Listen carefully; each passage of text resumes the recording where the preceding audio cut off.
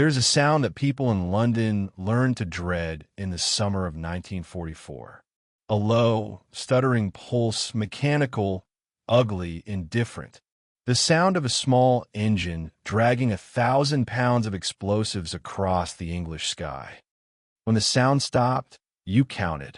Not because counting helped, because that was what the body did. 15 seconds. 10. 5. Then the ground shook. The Germans called them Vergeltungswaffen. Vengeance Weapon 1. The British called them doodlebugs, and nobody laughed at the name, because there was nothing funny about a weapon that killed 9,000 people and drove 500,000 out of the city in terror. Now, Germany was calibrating. They needed to know where the bombs were landing. They needed precision, and they had, in their own estimation, exactly the right man for the job. A trusted operative working inside Britain, feeding them real-time targeting data.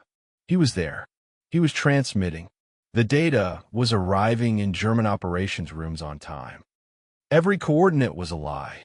The man at the transmitter had a criminal record that stretched back 15 years. He had a German girlfriend living in occupied Europe who had no idea who he actually was. And somewhere in a building in London, a British intelligence officer was sitting with a classified file open on his desk, weighing one question. Do we trust him, or do we hang him? His name was Eddie Chapman. He was a safecracker, one of the most wanted criminals in Britain. He was also the only British citizen to receive the Iron Cross from Nazi Germany during the Second World War. And he was the reason London survived. Eddie Chapman was not the kind of man you'd expect to end up in a history book. He was born in 1914 in Burnhope, a coal town in County Durham, the north of England. His father worked. His mother kept house.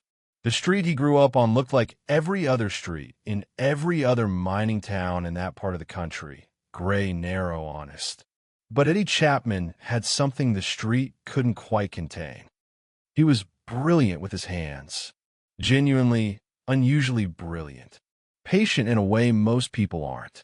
Able to listen, really listen, to the way a mechanism worked, the way metal shifted against metal inside a lock, the way a safe whispered its combination if you pressed your ear to it and stayed very still.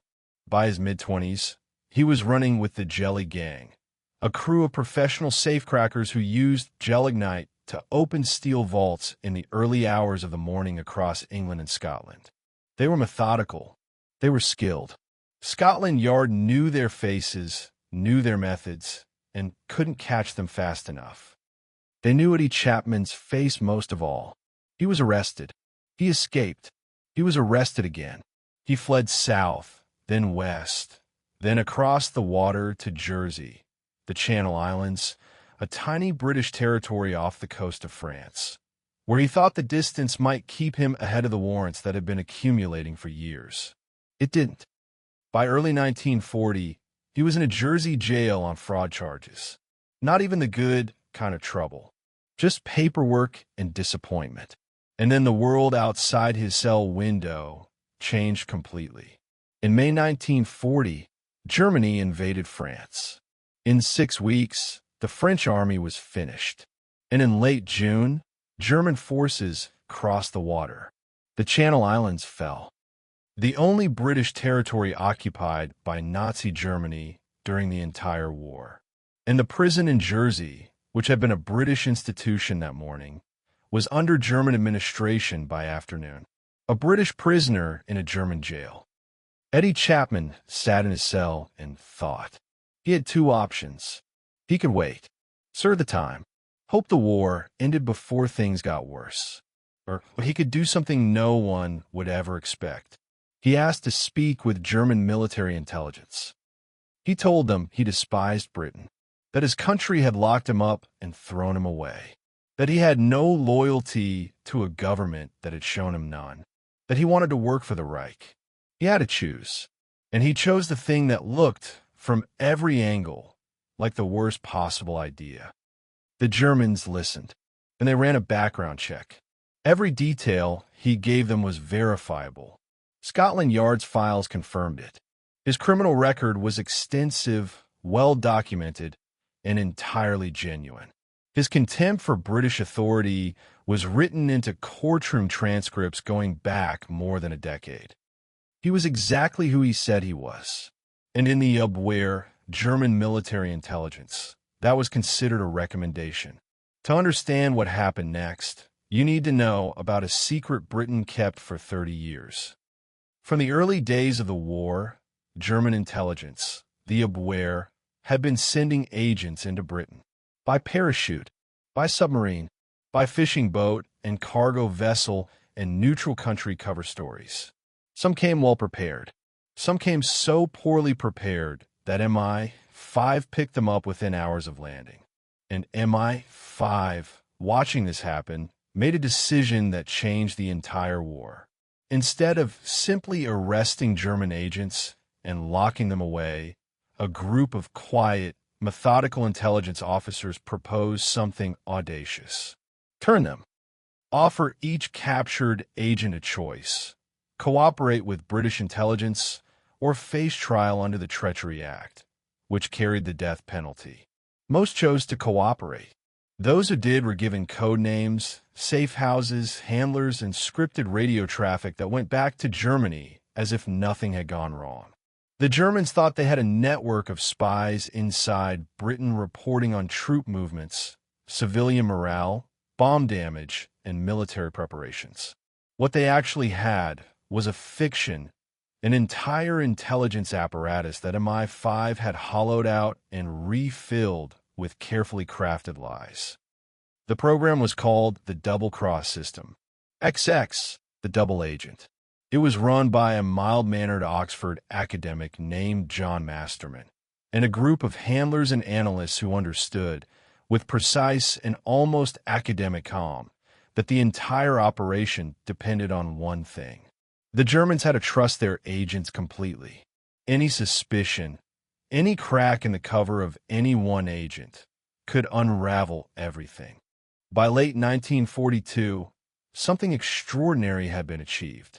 Every single German agent operating in Britain was either dead, in prison, or secretly working for MI5. Every one. Germany believed it had a functioning spy network. It didn't.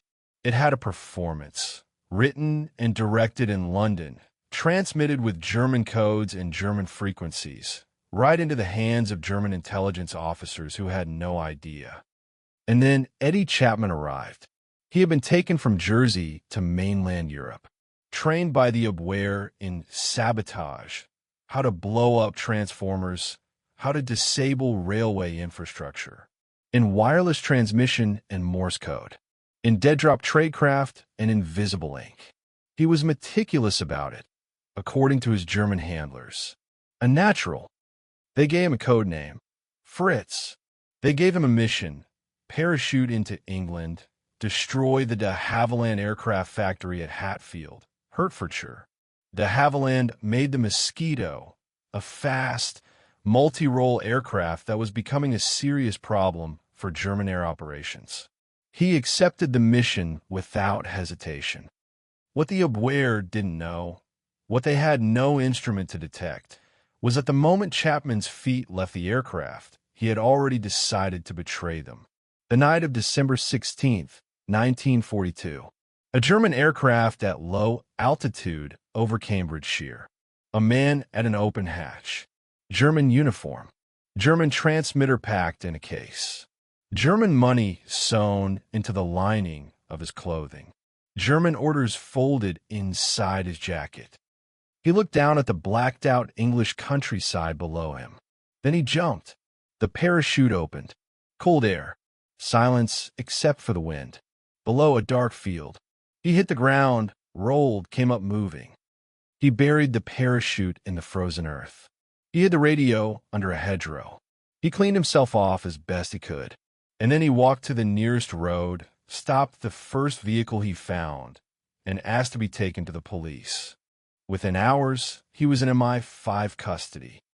The interrogation lasted days. Officers from MI5's B1A section, the unit that handled double agents, sat across from this man in a secure room and tried to work out what they were actually dealing with. He was relaxed, cooperative. He seemed, to several people who were there, faintly amused by the formality of it. He gave them everything: his Abwehr handlers' real names, the transmission frequencies and schedules, the code structure, the dead drop locations in Lisbon, the cover story he'd been given, and the cover story he'd constructed himself to improve on it. He handed it over the way a man returns borrowed tools, completely without drama. And then something happened that nobody in that room had anticipated. Chapman laughed. Not nervously, not defensively. He laughed the way a man laughs when he's finally said a thing out loud that he's been carrying for a long time. The officers looked at each other. MI5 faced a decision that had no clean answer. If Chapman was genuine, truly willing to work against Germany, he was extraordinary. A man already trained and trusted by the Abwehr, with access to channels and identities that MI5 couldn't manufacture. An asset you couldn't buy or build. But if he was a plant, if Germany had sent him deliberately to be captured, to feed disinformation into the double-cross system from the inside, then running him would be catastrophic. Every operation built around his false reports would be Germany's operation. The wrong decision in either direction could cost lives.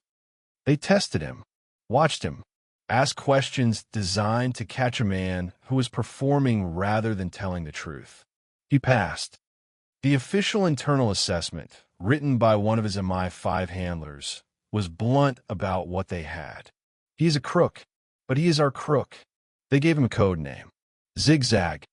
His handler was a man named Ronnie Reed, careful, methodical, professionally skeptical of almost everything, and by his own written account, deeply uncomfortable with the assignment from the first day to the last. Reed would later write that Chapman was the most difficult agent he had ever managed. He would also write that Chapman was the most effective. He did not record whether those two things surprised him. Germany's first mission for Chapman was specific: destroy the de Havilland factory at Hatfield. MI5's problem was equally specific. The factory was running at full capacity, producing aircraft the RAF needed, and blowing it up was not something anyone was prepared to authorize. But failing the mission was also impossible. If Chapman reported back to the Abwehr that he had failed, that the factory was intact, Germany would know something had gone wrong. They would shut down his channels. They might send another agent to check. The entire double-cross operation, which depended on Germany trusting their British network completely, could begin to unravel. They needed de Havilland destroyed. Without being destroyed, a team of engineers and camouflage specialists came to Hatfield. These were men trained in the specific art of making things look like something they weren't, a discipline that had become remarkably sophisticated by 1942. They placed shattered timber and twisted metalwork around the transformer station on the factory's perimeter. They painted surfaces to suggest heat damage. They arranged debris with the practiced eye of people who understood exactly how destruction looked from altitude. 2,000 feet up, through a reconnaissance camera, it had to read as catastrophe. The factory never stopped running. Not a single production shift was canceled. The mosquito assembly lines kept moving. The workers came in through the main gate every morning. The aircraft kept being built. A German reconnaissance aircraft came over Hatfield, photographed the site, and turned for home. German intelligence analysts studied the photographs. Their assessment: the transformer station had been destroyed. The factory was out of operation. Agent Fritz had completed his mission. Berlin celebrated. The factory never stopped producing aircraft. Not for a day. Not for an hour. The Germans were congratulating themselves on the destruction of a building that was still standing. Chapman was in London, collecting 110,000 Reichsmarks and receiving the personal commendation of the Abwehr High Command. He was, in Germany's estimation, their finest operative in Britain. He made a note of that, filed it, and then received the order that no one in MI5 had quite prepared for. Germany wanted him back. A personal debrief, new equipment, updated instructions for the next phase of his mission. Chapman had to go back into occupied Europe, back into the Abwehr, back inside the machinery of German intelligence, or the whole fiction collapsed. He made a decision. He said yes. For the next year and a half, Eddie Chapman lived inside Nazi Germany and German-occupied Norway. He attended Abwehr dinners. He was present at gatherings where German intelligence officers spoke openly about their operations, their assets, their confidence in the war's direction. He drank with them. He listened. And everything he heard went back to London. Through dead drops in neutral countries. Through intermediaries in Lisbon. Through channels that MI5 had spent months establishing that would survive scrutiny if the wrong person started asking questions. He was, in the most literal sense, two completely different men existing simultaneously. For Germany, Fritz, their star British operative, their proof that the Abwehr had successfully penetrated Britain's interior, their most valuable source. For MI5, Zigzag, a man with an almost unnatural capacity for sustained deception, able to maintain a performance in real time, under real pressure, in front of people whose entire professional purpose was to detect exactly the kind of lie he was telling. And then there was Dagmar. In Norway, Chapman had a girlfriend. Her name was Dagmar Lallam. She was Norwegian, and she did not know who Eddie Chapman was. She knew Fritz. She knew a charming, funny Englishman with a complicated story and a relaxed way of moving through the world, even when the world was occupied by a foreign army. She did not know that the man who laughed with her in the evenings was, at every moment, 3 bad decisions away from a German firing squad. She did not know that his warmth toward her German-associated contacts was a performance so deeply practiced it had become indistinguishable from sincerity. She did not know that this was the loneliest kind of deception, the kind where the person you are deceiving is not your enemy. And then came the ceremony. German military intelligence decided to formally honor their best British operative. Eddie Chapman, convicted safecracker, most wanted British criminal, MI5 double agent, was awarded the Iron Cross, Germany's highest military decoration. He stood in a room in occupied Europe, surrounded by German officers who genuinely admired him and accepted. He was the only British citizen to receive the Iron Cross during the Second World War. He wore it. He reported the ceremony to MI5 in his next transmission. He kept the medal. Somewhere in London, a handler read the report, made a note in the file, and said nothing to anyone. There was nothing to say to anyone. Every word of it was classified. The Iron Cross sat on a shelf inside the double cross system. And Chapman went back to work. In 1944, Germany sent Chapman back to Britain. His stated mission, intelligence gathering. German High Command, since the Allies were preparing a major operation, something large, somewhere in Europe. They wanted their best asset in Britain, watching, reporting, using every contact he'd built. He arrived. He made contact with MI5. And the most dangerous question of the entire operation came to a head. Had he been turned? 2 years is a very long time to live inside enemy territory. 2 years of dinners with Abwehr officers. 2 years of being celebrated as Germany's finest agent. 2 years during which the Abwehr's own counterintelligence division, men who existed specifically to find double agents, had access to him. Had they noticed something? A timing inconsistency. A fact that didn't line up. A contact that couldn't quite be explained. Had they confronted him quietly? Offered him a different arrangement? If Germany had discovered the truth, they had 2 options. They could shoot him clean, immediate, solved. Or they could do something more dangerous. They could let him go. Let him return to Britain as if nothing had changed. Let him make contact with MI5 and resume his role, while secretly passing information the other way. A triple agent, a man who appeared to be working for Britain, while actually feeding Germany everything. The possibility wasn't theoretical. It was precisely the kind of operation that German intelligence ran. And if it was happening, if Chapman had been flipped, then every operation MI5 was running through him was Germany's operation. In a room in London, MI5 officers opened Eddie Chapman's file. The Treachery Act of 1940 was clear. Enemy agents operating in Britain could be executed. The process was legal. It was documented. It was swift. Several German agents had already been hanged since the war began. If the conclusion was that Chapman had been compromised, knowingly or not, there was no clean middle path. They were deciding whether to hang the man who might already have saved hundreds of lives. They tested him, watched him, put him in rooms, and asked questions that had no right answers if you were lying, and watched for the tells that a man under that kind of pressure can't entirely suppress. He had no tells. He handled it the same way he handled everything, with a relaxed, mild attention that suggested the pressure in a room was something he found slightly absurd.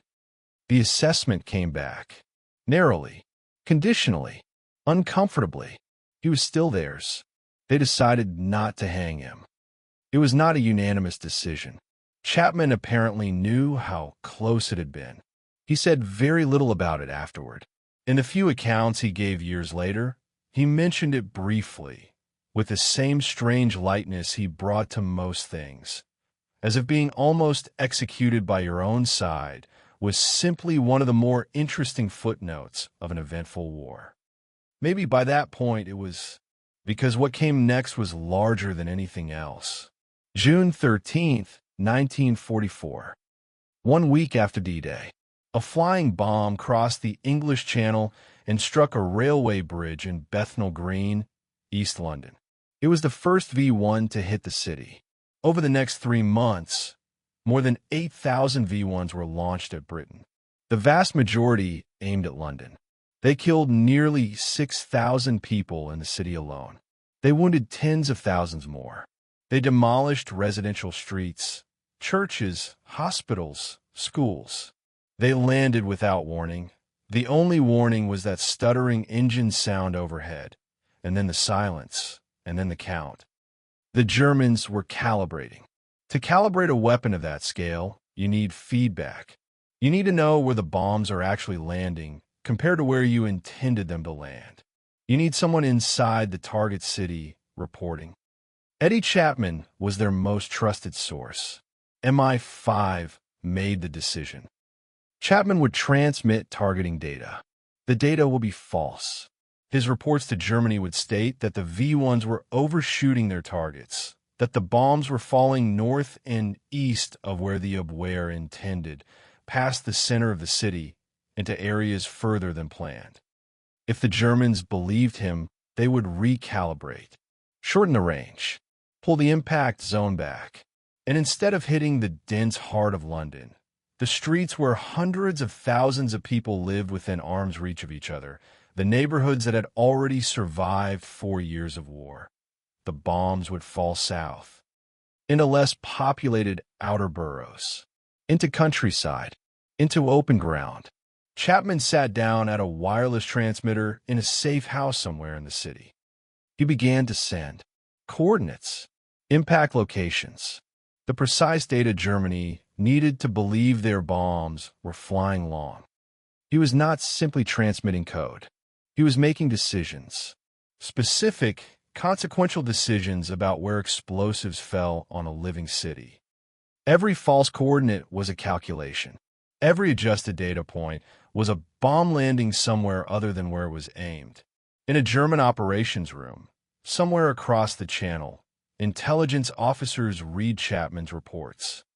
They looked at their maps. They trusted their man. They recalibrated. The range shortened. Nobody in London knew this was happening.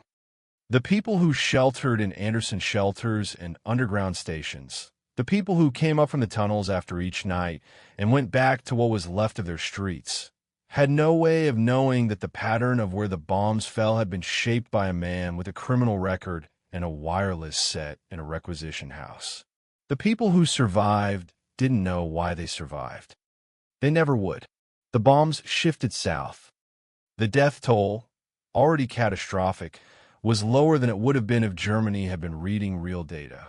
Intelligence historians reviewing the declassified records in the decades since have estimated that the manipulation of V1 targeting data saved thousands of civilian lives. Thousands. Germany, grateful and unsuspecting, sent their star operative more praise and more money.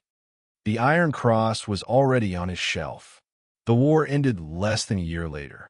When the guns stopped, the secrets didn't end. They just changed shape. The double-cross system was classified. All of it. The agents, the operations, the deceptions, the transmitters and safe houses, the fake explosion at Hatfield, the V1 coordinates, the Iron Cross, sealed away from public knowledge. The official reasoning was sound. The methods were too sensitive to expose. Some of the people involved were still alive. Some of the intelligence relationships were still active. But for a man like Eddie Chapman, the effect was specific and it was not kind. He came out of the war with a German medal, a British criminal record, and no official acknowledgement that any of it had happened. He was still a convicted criminal. The fraud charges from Jersey, the safecracking warrants from Scotland Yard, none of it had been expunged. He had never been formally pardoned.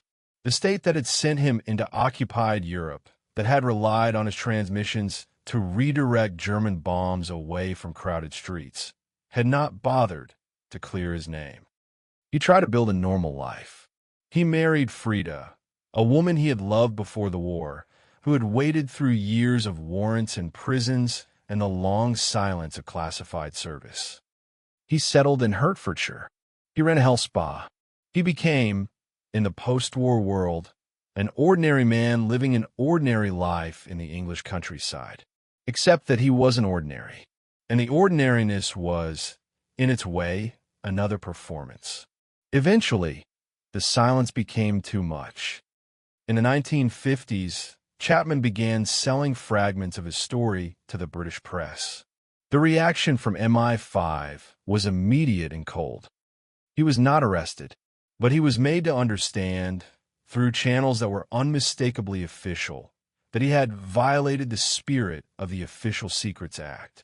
The government that had deployed him behind enemy lines, that had received his intelligence, used his false transmissions, nearly hanged him as a precaution, was furious that he had spoken at all. The full story stayed buried. John Masterman published the official history of the double-cross system in 1972. The outline of what had happened during the war began to emerge in fragments across years through books and gradually declassified archives. Chapman's complete file was not released until the 1990s. By then he was in his 80s. He gave some interviews toward the end. He was charming in them. He spoke about the war with the same light touch he had always brought to things: the jelly gang, the Jersey prison, the parachute, the factory that didn't explode, the Iron Cross, the room in London where men had weighed whether to hang him. He was asked, more than once, whether he was bitter. Bitter that Britain had never formally recognized what he'd done, that the pardon had never come, that the criminal record still existed somewhere in an official register, in the same archives as the classified files that described, in careful bureaucratic language, the lives he had saved. He was never quite bitter. He seemed to have made some private peace with the nature of the world he had operated in. That world did not offer clean endings. It did not offer medal parades or public ceremonies or the quiet dignity of official recognition. It offered a classified file, a health spa in Hertfordshire, and the knowledge, private, unverifiable, officially non-existent, that you had done the thing. Eddie Chapman died in 1997. He was 83 years old. He was buried with Frida at his side. He had a German medal and a British criminal record. His government gave him neither a pardon nor a decoration. And somewhere in London, in houses that are still standing on streets that were not destroyed, there are people alive today who went to school and raised families and lived full lives. They have no idea that a safecracker with a parachute is part of the reason they exist. The V1s fell south, the city survived, and the man who made that happen died as he had lived, officially invisible and completely irreplaceable. If the name Eddie Chapman was new to you today, if you'd never heard of Agent Zigzag before this video, drop it in the comments below. And if you want more stories like this one, the people history buried, the decisions that changed everything, the truth that took decades to surface, subscribe. Hit the notification bell. Because history, it turns out, is full of safecrackers. You just have to know where to look.